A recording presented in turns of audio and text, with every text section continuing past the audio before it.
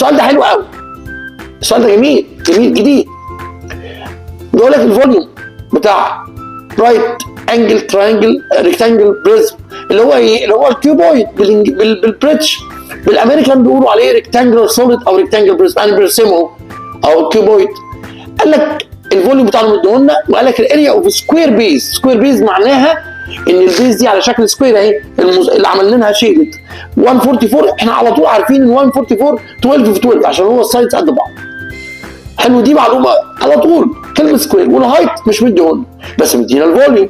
فاكرين قانون الفوليوم بتاع ريكتانجلر سوليد او بريز؟ لينس في ويدث في هايت.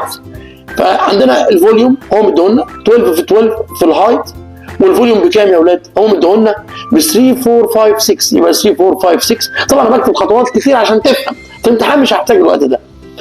في 144 في اتش، فاجيب اتش بقى هعمل 3 4 5 6 ديفايدد باي 144 تدينا الهايت بكام يا اولاد؟ هيطلع ب 24. بس هو عايز ايه بقى؟ هو عايز الاريا بتاعه اللاترال، الفور لاترال فيسز اللي هم الوشوش الجناب. بص اهو برسم لك اهو وش منهم اهو بالاحمر، شايفه؟ الاربعه بقى انا عندي كام واحد؟ عندي 4.